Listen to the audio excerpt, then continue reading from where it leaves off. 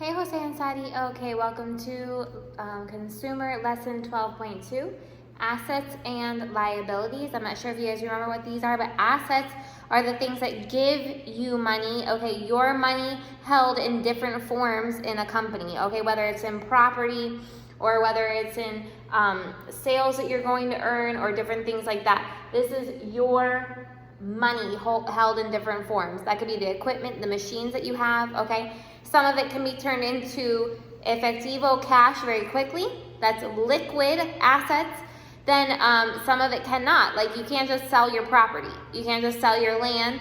Then you don't have any to operate your business, so that would not be considered liquid, okay? Then you have your liabilities. These are the things where you owe money. It's going to be taking away money from your company, okay? Which is just the name of the game. It's just you have to have liabilities as well, okay, in order to run your business. Just like when you have a house, you know, your liability is your light bill, is your rent, is et cetera, the money that's being taken away from you in order to continue to operate. Okay, so look what it says. Assets are things owned by the business, including the claims against others. So debts owed to the business. So if you give out a loan or you give out different things where people owe you money, your services, where people have to pay you back, those are your assets as well, the things bringing in the money. Assets are also called the resources of the business, while liabilities are the amount that the business owns to others. Many of the liabilities come about by purchasing on credit, okay? Sometimes it's beneficial for a company to work on everything with credit instead of paying with cash every time you need something, because maybe you get rewards with the company, maybe you get to keep your cash for a little bit longer, which is beneficial to the company. So there's different aspects of all of that.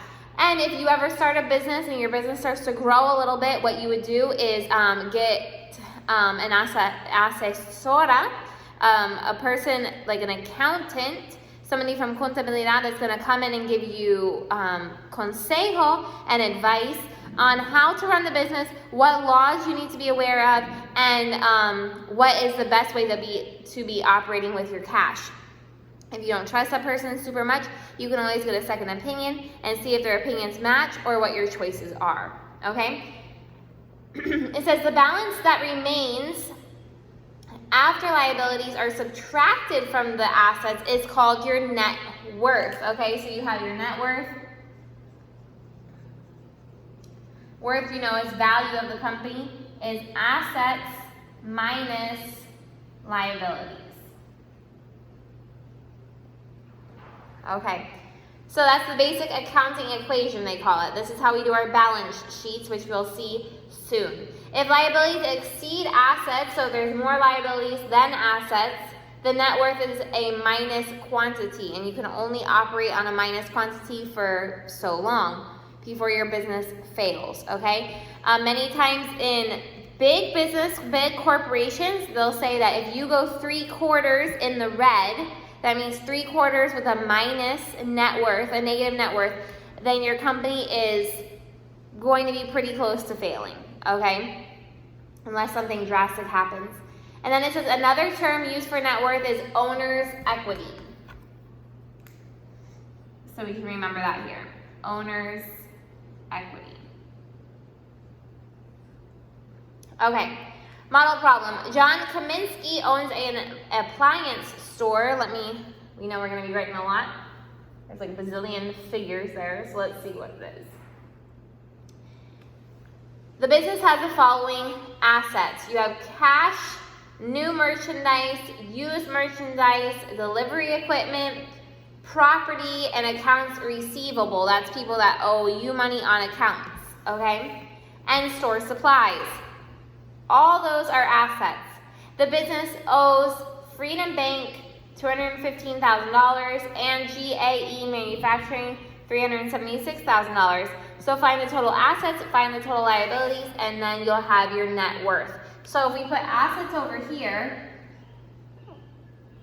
that's ugly. And we put liabilities over here, then in the end, all we have to do is subtract the two numbers, right? So we're gonna have assets, 11,300, $729,000, $58,450, $55,000, $375,000, $300,000, and $5,270. Okay, so I have here 1, 2, 3, 4, 5, 6, 7 numbers. Let's just count this. We have 1, 2, 3, 4, 5, 6, 7 numbers. Okay, so we shouldn't have missed anything. When we add this up, is 1,534,020. Okay, minus our liabilities. Our liabilities are $215,410 and $376,250. When we add these up, we're going to put the answer down here for $591,660. And when we subtract those two, your net worth or owner's equity is going to be $942,360. Okay? That doesn't include, salaries, et cetera, but your company is looking pretty good for being on the plus side of almost $1 million. Okay, so that's how you're going to do today to jump into what are assets and liabilities.